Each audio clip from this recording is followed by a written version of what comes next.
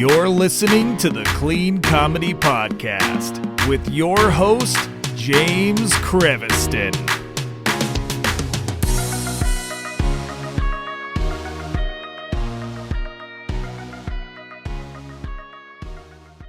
Hey, everybody, it's James. Welcome to the Clean Comedy Podcast. Today, we have a comedian that actually is one of the first comedians to inspire me when I started comedy. I found his first album by accident.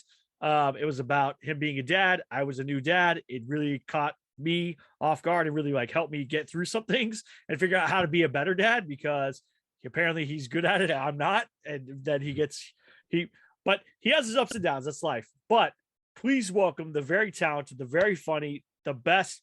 I'm going to say you're the best dad in the world. I don't know if it's true. You're better than me, but the very talented Don Friesen. All right. I didn't realize we were in a competition. I'm guessing you have world's. Yeah, just because I had you out in the swimsuit portion doesn't mean I'm a better dad overall. Do you have one of those world's greatest dad mugs somewhere? I'm guessing you do. I used to have a joke. I don't want to brag or nothing, but I'm the world's greatest dad, and I got all the hats and the T-shirts and the mugs to prove it. So I don't know who else was up for it, but sorry, man, I get it every year. That's awesome. You are one of the best comedians that I've ever seen perform. I've seen you perform 3 times. Every time is always amazing. You're just overall awesome. How do you do it? How do you keep that up for all this time? Wow, I don't know. I think the counterpoint would be my wife, or my recently ex-wife. So I love that you're saying how awesome I am, because that balances it all out. You're okay, so between you two, let's settle in the middle somewhere. I love being a dad. I always have. Is that the thrust of your podcast? Is that a lot of it, or is it about being a dad? No, not really. I talk about being a dad because that's what I do. That's what I am. That's what a lot of my stand-up also has turned into as I've grown, and being married and that kind of stuff. So it's very similar to what you do, because I'm not going to lie, you were a big inspiration for when I would hear your stuff and I was like, oh my gosh, this is what's going to be like to be a dad. I'm going to have to hide things from my wife and play video games with my kids and do all these things. I was like, this is great. I can't wait to be a dad, and a lot of that is true. My daughters though, and I watch WWF together, WWE together. And so it's one of those things. And when my oldest daughter was younger, we would watch UFC together, and we would have UFC fighters at my house. So a lot of what you went through and what you talk about in your stand-up, I experienced, and I was like, oh my gosh, this is great, so. Funny. Well, I'm glad you can relate to it. No, I've always loved being a dad. I always dreaded the day when they would move out, but I guess that's not coming. I guess I was dreading for nothing, because they're not going anywhere anytime soon. That's good though, because it's going to give you more material, right? Because all of your material that I've ever seen is everyday problems, and then family issues within those everyday problems. You're losing your password, trying to forgetting to take out the trash when your wife told you to do, all these kind of things. It's just that stuff that we all deal with. And is that when you started stand up, is that where you wanted to start? Is those everyday issues type things, or what do you start with? No, I just once I kind of figured out who I was on stage, then I kind of gravitated towards just satirizing my life, if you will. Okay. Just showing it's a very, when Modern Family came out, I was like, well, that's my life right there. Kind of, their sense of humor was very much like mine. And the Phil Dunphy character, I'm like, oh my God, there's never been a character on TV who's been more me than that guy, So, so I just kind of gravitated towards, the stuff that I find funny every day. I just write it down, and then I try it out, and people tend to, you always wonder, is that just me, or is it this is what I'm going through? And then you get out there and you tell it, and it's the stuff, it's basic stuff, but from the angles that you never hear. And then you put it out there and you realize, wow, a lot of people are going through this and feeling the same way, and they just haven't articulated it. So yeah, no, that's exactly right. Like I said, that's why your comedy spoke to me, because I was like, oh, he's gone through this stuff, and now it's not only funny, but it's almost like semi advice of like, this is what I did wrong, so don't do that. Yeah. Learn from my mistakes. Yeah. That's so what you now? I know you won the was the San Francisco Comedy Fest twice in a row, back to back. Like how did you do that? Because that's amazing. Well, it wasn't back to back. A lot of people think that, but I won it. I came back a couple years later and did it. Okay. But yeah, no, it was one of those it's like a month-long competition. So it's like I mean, if you keep advancing, it takes 3 out of 4 full weeks out of your life. So I wasn't ever planning on coming back, and the guy who books the competition had a fallout about 4 or 5 years after I had won it, and asked me if I had any recommendations. And I went through, I had a couple of good ones, I thought, but it was too last minute and nobody was available. And then I thought, well, hey, I'm actually open. I had just pegged out a couple of, I had pegged out 2 weeks, just earmarked them for doing showcase sets. Right. Which I rarely do. I'm not very good at short sets. I always, do the longer, like long form. And I had lined up a couple of things in LA, but they were not so great. They were like mediocre, and they were one day on, one day off. And then I was like, well, if I did the competition and just treat it like a chance to work on my showcase, then I would have I wouldn't have to even worry about where I was going. There'd be a great set lined up for me every night, and I could do this for 1 week or 2 weeks if I advance. And so I was like, well, if there's no rules about going back after winning, I'll just do it. He said, sure. So yeah, so I went back and I started doing my set, and rather than before when I did it, I was just a ball of nerves and trying to like, what do the judges want? What do the crowds want? How do I fit in? I was just so loose. I was like, I'm not planning on going anywhere in this competition. I just want to do my short set. And I think maybe it was just the fact that I wasn't stressed, maybe loosen up or maybe the set was just like really good, ready, but I just kept winning like every night. That never happened in the other competition. It was always a dogfight. And this one, it was like seemingly easy. So I don't know. I think the lack of stress is what worked for me, but I kept going, and then I ended up getting to the finals, and I was supposed to be on a cruise ship, and I called up my agents and said, I hate to cancel a cruise, especially on short notice, but I got a chance to win this San Francisco. I like my chances here. Nobody's ever won it twice. Can I get out of this week? And so they were reluctantly, I'd never canceled on them before. So they were like, okay, we'll figure it. We'll sort it out with the cruise company. So nice. I went back and did it and won. It was the weirdest thing.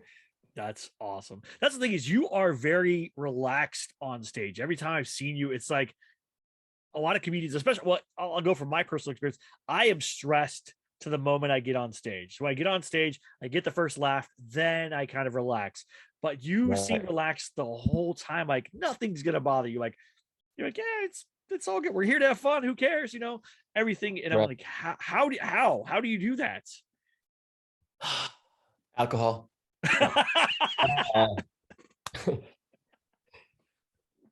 I used to be a ball of nerves. I was I had stage fright and I was stressed out, but I think just like, it's the Malcolm Gladwell thing of doing it 10,000 times. And I think it was such a problem for me that I focused on like, how do I, just relax, just don't worry. Don't worry if I'm not even a good opening comedian. Like I don't have a solid opening joke. I couldn't tell you right now what my opening. I do something different every night. If I had one, I would use it, but I have never been able to come up with one that lasts for very long. Right. And so I don't come out strong usually. So the way I compensate for that is I just know that I have a strong act, and they're going to catch up to me, and they'll like me once they get to, so even if it, so I don't put the pressure on myself to get big laughs in the beginning. Sometimes it does happen just organically. Right. They love everything you say right from the get-go, but sometimes I'll just, almost eat it for a minute or two. But if you're not expecting the laughs, if you know that they're going to come and you have confidence and you're just relaxed anyways, then they come to you, if you have the right material. I never thought about that. Like, cause I've been so focused on like, you hear the thing, like you got to get a laugh in the first 30 seconds type thing. And so like that part automatically stresses me out, where if that happens, I am like, oh my gosh. And I even have an opening joke that's really good that always gets laughs, but the lead into it, like the first half of the joke, is a good minute or so of setting up everything to get the big punchlines at the end. And I've had bookers and other people say, you need to cut that joke, it's too long, you're not getting a laugh right away. But it's like it always hits, it always explodes, it always gets good laughs. They hate it. Bookers hate it, people love it. It's so weird. Well, that is a long time to get your first laugh. I'd say it's about a minute, maybe less, but somewhere in that range. Yeah. Well, if you're gonna wait that long to get your first laugh, then you have to figure out how to just own it and be confident. Yeah. Leading up to it. Yeah. That makes I guess that's what makes me not confident about it, is because so many bookers have said, well, there's a small laugh in the beginning, and then like there's like that little gap of like no laughter, because it's a big setup. I have to set up like this commercial. I have to tell you what the commercial is, so you understand when I parody that commercial why it's funny, right? And they're like, if I don't do it that way, I've tried it several different ways. If I don't do it that way, it utterly bombs. Like it terribly bombs, and people don't like. Only bookers hate it. Other people, they don't mind. It's so weird. Bookers and competitions. You sure make your life easier if you have a good opening joke or a good laugh. I don't do this on purpose. I just realized that. I'm not, the worst thing I think is to like push for a laugh or expect a big laugh I think you have to know how funny what you're saying is potentially. And if you think you're going to get a good laugh on something and you present it like that and it's just mediocre, then it comes off weird. Right. But if you go up there and they're just kind of easing your way in and have that kind of like, I'm not expecting a laugh, but I'm just talking, I'm establishing my character. Right. Then if you're interesting enough to just get through the bridge, then they'll come to you. But then I have a couple big laughs that come in the first couple minutes, right. But just not right off the bat. Yeah. So whatever is funny about the moment or the day or whatever, or the room or whatever I feel like, I'll just be spontaneous and real in the beginning, work my way to the first laugh. I like that. What is your writing process, your joke development process? Do you set aside time every day to write jokes? Do you, do it once a week? Or do you just work it out on stage? What's your process? I actually, all day long, or at night, if I'm in bed at night or in the morning, or if I wake up and I think of something, I always either jot down a note, or it's usually a recorder. Right. I'll record my thoughts. And then I try and write every day, but it doesn't work out every day. And then 4 or 5 days a week, I write. I write the most when I know I have a show coming up that night, or I just came back from a show. And so my best writing comes on show days or the day after. And I just sit down a lot of times alone. A lot of times with another writing partner. I'll meet with other comics, and we'll just say, we block out a couple hours and say, what are you working on? And I'll go through and I'll look at all my notes and I'll look at what I was working on last. I'll go through my recorder. I'll play a clip where I did something new from a recent set, because I always auto tape my sets. Right. Yeah, I would. That's the one gold, recommendation. If I could only recommend one thing to everybody in comedy, is audio tape every single set. And listen. If you're doing an hour, you don't have to listen to the hour, but you listen to the 3 parts that you were working on, those little 3-minute sections or whatever. Yeah. So yeah, it's just basically capturing it when I think of it, or when I'm in conversation with somebody. I might be on a podcast and you might ask me a question that I answer in a way that like, wow, I can reuse that. So I'll just jot it down. And yeah, because it's never like sitting down and writing and like, okay, let's think of things. You know what I mean? That's like trying to come up with a topic for your research paper. It's like, good luck. Yeah. But if you have already a bunch of undeveloped ideas that you've thought of throughout the day, then it helps to just like, expound on those and bounce them off somebody else. I like that. That's the thing is I find myself, I'll start to fall asleep a little bit and then I'll be like, oh my gosh. And I have to wake up and like write something down or record something Right. into my phone or whatever. And I'm like, man. And then the next day I look at it. Sometimes I'm like, what does that even mean? Or whatever. Sometimes you get the best and the worst ideas in bed, just like. And then when you put it together to like make a special or whatever, like your dry bar special, when you put that together or something, do you go and try to find a theme? Do you try to stay like within topics, or you try to connect topics? Like, what's your way of setting up a bigger, longer set like that? It kind of grows organically throughout the development of the hour. Okay. You just find that things work,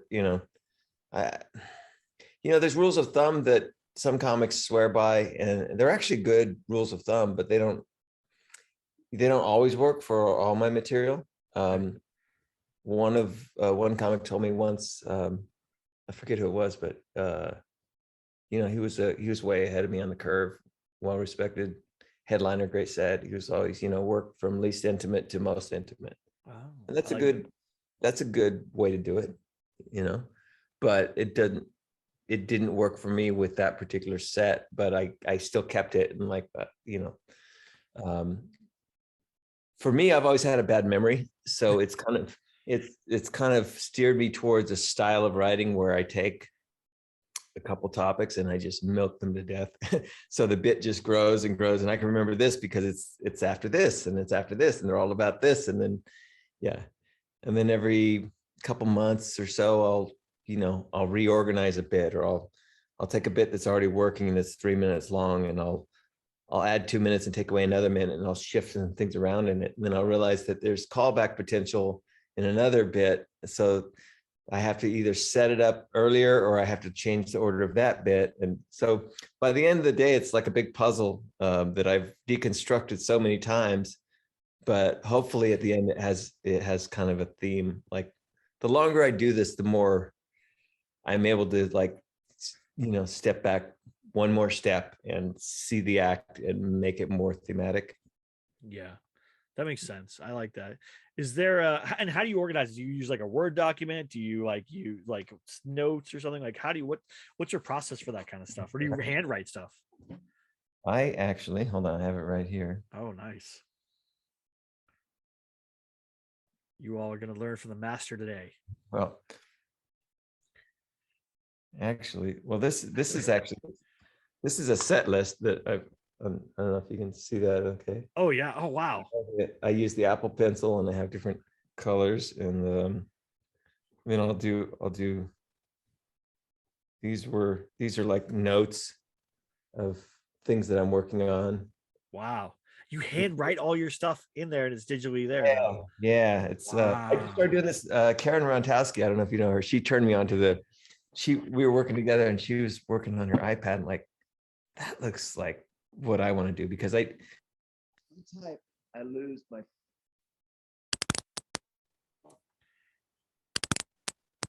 Oh, I lost you there for some reason.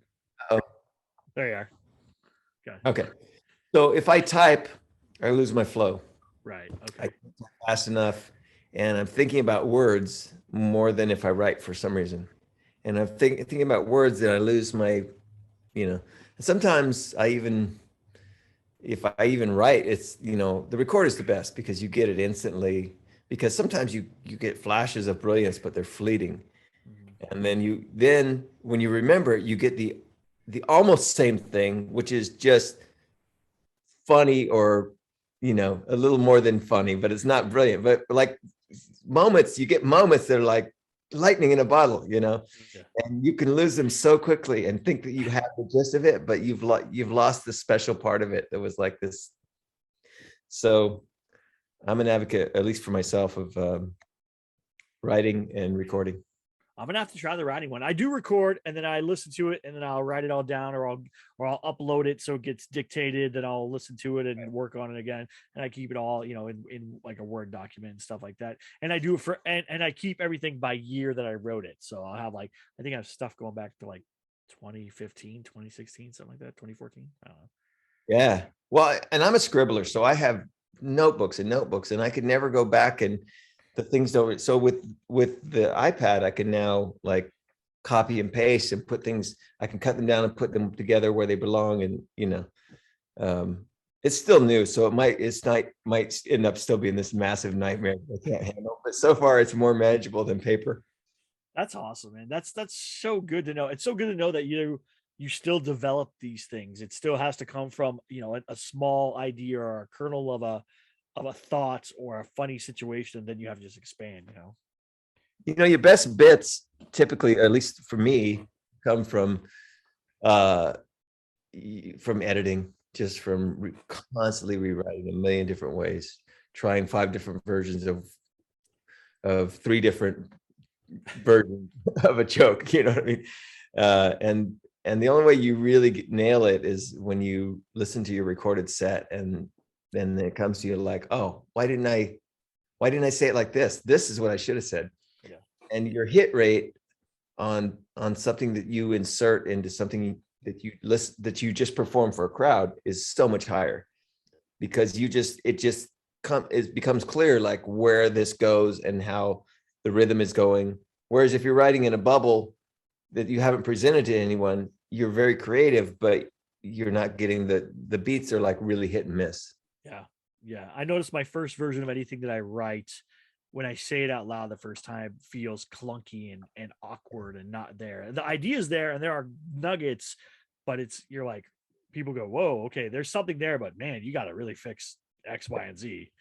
You're driving a hoopty right now. You're running into everything, and you're driving. It's great. You're driving. You're on the road, but you're also hitting a lot of stuff, and you're not going to go where you want to go. So Right. it's one of those things. What is the single, besides recording stuff, if you could go back in time and give yourself the single biggest piece of advice to advance your career, to set yourself up for a better, comedy career, what would that be?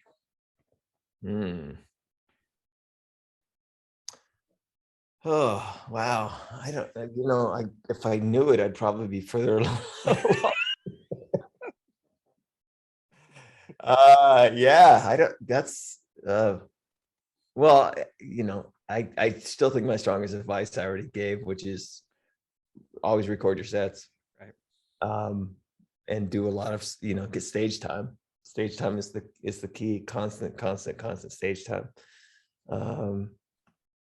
Always keep editing. I'm trying to think of what. Yeah, there's not a single thing. And a lot of things that work for me, I don't know if they would work for other people or not, to the degree they work, because everybody's delivery and their comedy and their process, if you talk to 10 comics, you'll get 9 different processes. Right. So yeah, but I was, write a lot, edit a lot, always record your sets. That's awesome. Well, I really appreciate your time. I know that all the listeners are going to appreciate your time. I'm grateful. I've been a super fan for a while, so I'm glad I got the fanboy now a little bit today. Yeah. Are you gonna be out and around now that we're back out there? I'm at Flappers at the end of about 4 weeks from now. Yeah, I'll probably be out there. I did see that you're going to be in at Flappers in the end of April.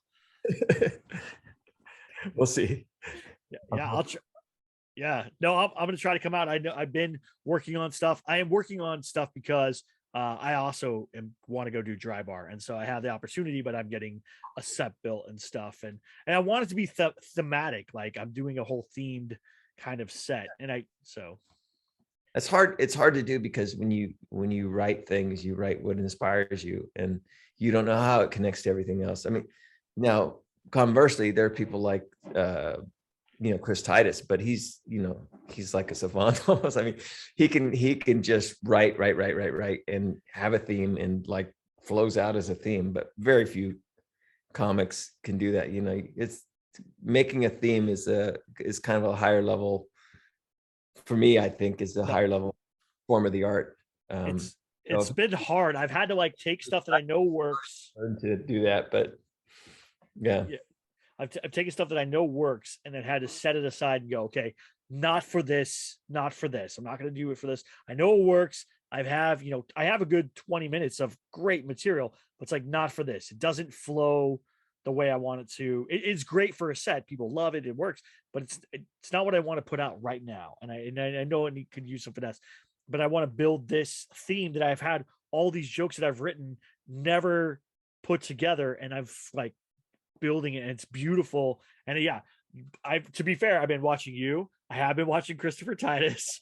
And so yeah. You know what though? You just gave yourself the advice that I mean, I don't watch comics. Years ago, I stopped watching comics for inspiration or like to learn what they're doing.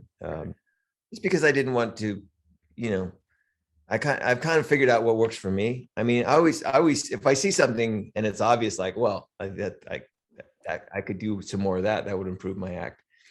But early on, though, I studied every comic I could get my hands on just to figure out. And I tried a bunch of different styles out. And I tried to see, like, what is it? How are they getting their laughs? How are they moving on the stage? How are they, it's just every aspect I could break down of their process, that I could see what was in common with the comedians that I liked. And was I doing some form of that?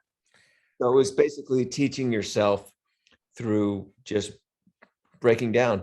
And that's very helpful. Again, very early on, not so much later on, because once you have your own kind of like style, then, you don't even look to be that influenced by other people. At least I don't think. I just trying to do what you do best. And if you pick a little nugget up now and then, it'll spin you in the right direction, all the better. Yeah. It's you, Tom Papa, and Christopher Titus. Tom Papa is so funny. Yeah. I didn't even know him for years. And I mean, I don't even know him, but right. I know Chris, but I didn't even know of him. He'd been doing it a long time. And I saw him the first time. I'm like, where'd this guy come from? This guy's cool. Yeah. And Titus I've known forever, but yeah, great comics. Well, I'm happy to be in that company. Yeah, totally. And Titus is like one of my favorites. From like, man, I feel stupid as I listen. I'm like, how did you do this? You're telling a great story, and it's so funny, and it's so it gets you. It like really touches you at the same time while you're laughing. I love and hate it at the same time, because I feel, like I said, I feel stupid watching it. Like, how are you doing this? It's just like watching a magic trick that you're trying to figure out over and over again. Yeah. Awesome. Well, thank you so much for your time. Where can people find you? Where can they find out more about you and where you're going to be at? They can find me on my website. The easiest way to get there is just funnydon.com. Okay. Donfriesen.com will take you to the same place. Perfect. Yeah. And got a couple things locally coming up in the next month.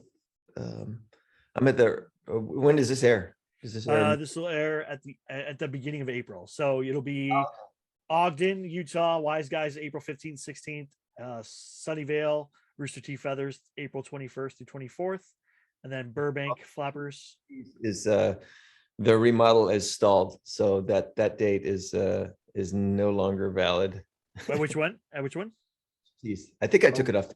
Oh, it's on your website. Oh, it's still on the website? Yes, sir. I took it down. It probably won't be till May or June because they're remodeling. Okay. Well, then Flappers, and then I know you will also be doing JR's Comedy Club in Simi, because my buddy runs that, and that's in April, at the beginning of April as well. I'm hoping in May or June to tape my next special, but I don't have details yet. Oh, that would be awesome. Yeah, you let me know. I'll be there. All right. Yeah.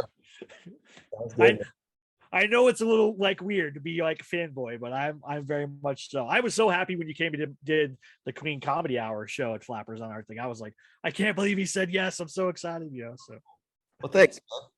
thank you so much. Fun with your kids. This is the time, man. Thank you. I appreciate it. Thank you so much. Thank you everybody for listening. We'll put all the links for Don's stuff in the show notes. And again, thank you all for listening. Have a great one. Bye.